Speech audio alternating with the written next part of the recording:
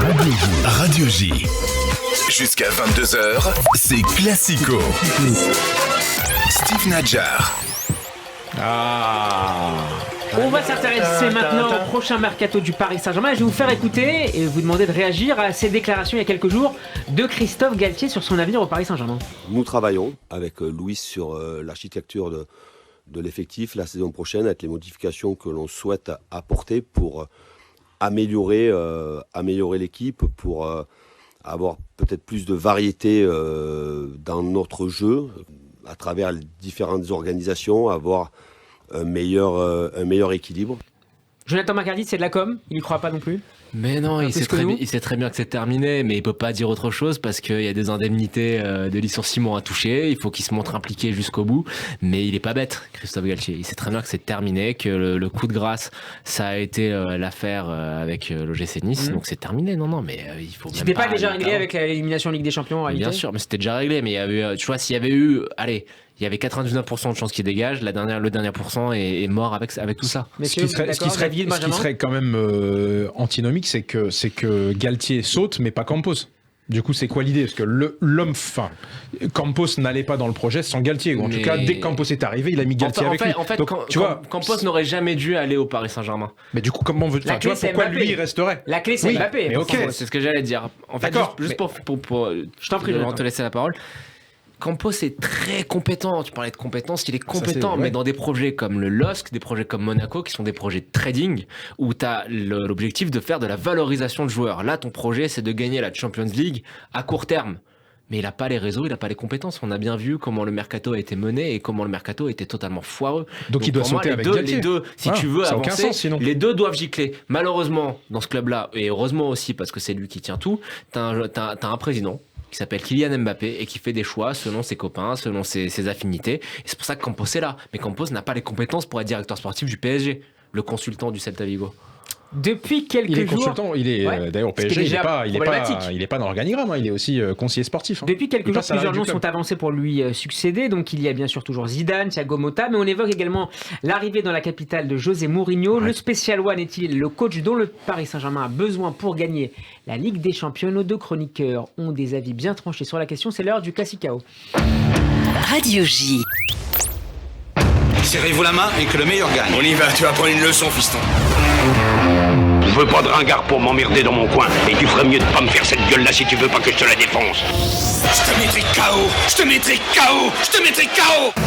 Radio J. Benjamin, pour toi, Mourinho, c'est 3 fois oui. David, ce n'est pas du tout de cet avis-là. Vous avez 2 fois 30 secondes chacun, on vous écoute. Alors c'est 3 fois. Et Jonathan McCarty pour être tout à fait précis, donc effectivement, on a essayé beaucoup d'entraîneurs au Paris Saint-Germain, des entraîneurs qui étaient eux-mêmes en construction, qui n'avaient pas encore gagné et permis à un club de passer cette étape de gagner la Ligue des Champions. Là, on a essayé un tout autre style avec Galtier, ça ne marche pas.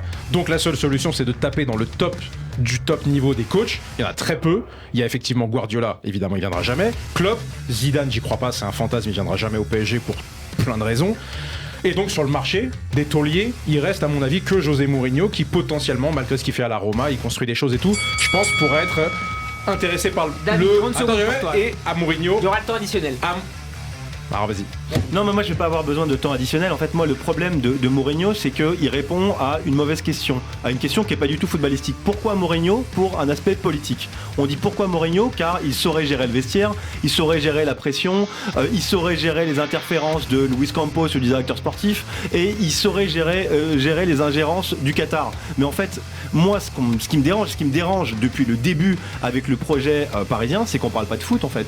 On recrute pas un entraîneur pour ses qualités politiques, et j'aimerais bien, moi, au PSG, qu'on remette le foot au centre du projet, donc pas Mourinho. Benjamin, tu peux répondre. David a complètement raison, mais on est d'accord d'ailleurs. Mourinho, justement, serait à mon avis le taulier qui permettrait d'avoir enfin une seule tête dans l'exécutif du Paris Saint-Germain, et une tête qui serait une tête sportive, et non pas comme aujourd'hui Campos qui n'est pas sur le terrain, ou le président. Avec Mourinho, à mon avis, personne ne lui dicterait qui, quoi, comment, ni les joueurs, ni les dirigeants en Qatar. Et c'est pourquoi je pense, et là je te rejoins, que Mourinho permettrait de recentrer le projet sur le terrain. David? Alors moi, d'un point de vue extérieur, j'ai aucune affinité ni haine envers le PSG. J'ai envie que le PSG se ressente sur le sportif et j'ai envie de prendre du plaisir en regardant le PSG en fait, vraiment. Et même si ça doit prendre du temps, je pense que les supporters parisiens sont plus à 1 ou 2 années près et construire un vrai projet sportif. Donc j'aimerais bien un entraîneur un peu plus entraînant, car un entraîneur doit être entraînant. Et donc moi c'est vrai qu'une piste qui n'avait pas du tout été évoquée, c'est du domaine du fantasy football, hein. Roberto De Zerbi en fait, c'est vrai que moi je suis très très très très fan de ce qu'il fait avec Brighton. Est-ce qu'il pourrait mettre en place ce qu'il fait avec Brighton au PSG dans l'état actuel des choses? Je ne pense pas, mais qu'est-ce que j'aimerais le voir en Ligue 1. Le point de vue de notre invité Jonathan Macardy. Je dois trancher qui a gagné? Ouais. Bah pour moi, c'est toi qui as gagné. Le de la médiocrité. Ouais, c'est Benjamin qui a gagné parce que. Mais il a gagné parce que David a donné tous les bons arguments. Le Paris Saint-Germain est un club qui est inentraînable, où le projet est tout sauf un projet sportif, même si le but c'est de gagner les Ligues des Champions. Le projet c'est de vendre des maillots, c'est d'avoir des stars. Et donc, une fois que tu as tout essayé, tu vas prendre qui? Tu vas prendre le mec qui va être capable de mettre un petit peu d'ordre dans le bordel. Donc pour moi, c'est Mourinho. Bah ouais. Et attention, hein, je pense que Mourinho, c'est un entraîneur qui est fini. C'est un entraîneur qui a des idées d'un autre temps, que le football a évolué, que c'est pas un entraîneur moderne, que si vous le prenez, au moins il y aura les choses qui seront un petit peu tenues, mais que les matchs seront pas beaux à avoir joué. Donc oui, je pense qu'il faut qu'il vienne, mais ce sera pas super bandant, pardonnez-moi l'expression, mais qu'au moins t'essaies un truc que t'as pas essayé et que sur un malentendu ça peut passer pour la Champions. Hein. Si tu étais président du Paris Saint-Germain ou si tu étais Luis Campos, à la place de Mourinho, visiblement qui n'a pas forcément... qui n'est pas ton coup de cœur, qui choisirais-tu? Tu ferais comme le président David avec des Zerbi?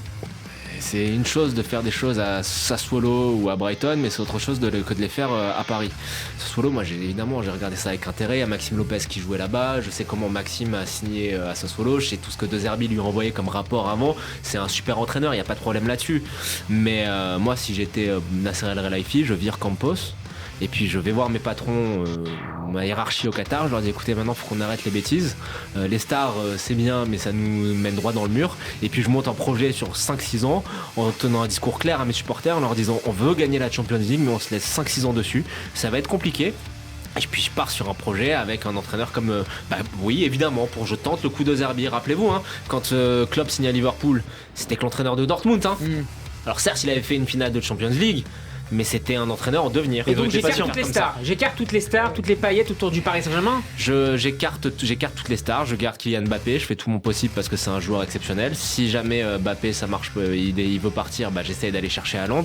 Mais j'arrête de vouloir à tout prix vendre des maillots, quoi. C'est tout. Est-ce que ça correspond à la stratégie aux attentes du Qatar? Là, la marque, elle est établie en fait. C'est sûr là-dessus. De soft power, elle est déjà faite. La Coupe du Monde, elle est passée. Peut-être que maintenant, c'est le bon moment pour prendre d'autres marqueurs pour repenser le projet. Tu sais ce qui me choque le plus, c'est que dans l'interview inaugurale de Nasser El Khelaifi, il y a cette phrase qui est très claire. Notre but, ce n'est pas d'aller chercher Lionel Messi, mais c'est de former le nouveau Lionel Messi.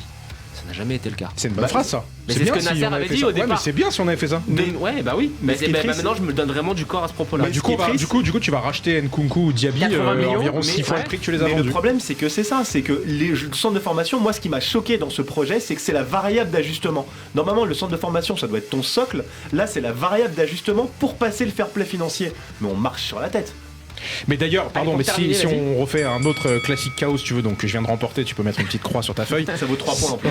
Si tu me demandes, je préfère maintenant qu'on reparte à 0 avec un projet Thiago Motta, Zoumana Camara. Là, on va avoir de l'identité. Ah non, mais je suis sérieux. Pourquoi? Tu me demandes mon avis de supporter du Paris Saint-Germain, là. Sincèrement, voir deux gars qui ont une histoire avec le Paris Saint-Germain, qui ont fait, qui ont fait leurs armes, alors différemment. Zoumana Camara, il a appris avec plusieurs coachs quand même de bon niveau au Paris Saint-Germain, il entraîne maintenant les U19. Thiago Motta, il fait du bon travail en Italie. Tu me demandes si je veux que les deux reviennent. C'est pas un peu faiblard sur le plan d'expérience? J'en sais rien, mais on se laisse. Là, pour le coup, tu repars sur un projet.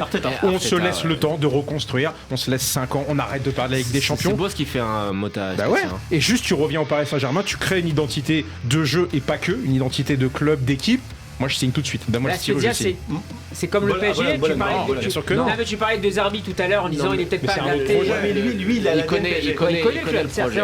Et je pense que quand tu connais un club, un environnement, t'es pas forcément surpris. Il a joué au PSG, il a subi la pression du Paris Saint-Germain, la pression médiatique, quand ça allait pas, quand il y avait des coups de moins bien. Donc je pense que si t'es capable de vendre ce message-là, de dire on va peut-être galérer et même ne pas être champion pendant 1 ou 2 saisons, mais au moins on tente un truc. Je pense que les supporters seraient ravis. Hein. Moi, tu fais un bon David, point sur 10 les secondes pour terminer. supporters qui seraient ravis, les consommateurs peut-être pas, mais ce serait peut-être le moment de se recentrer sur la base des supporters. Messieurs, on enchaîne.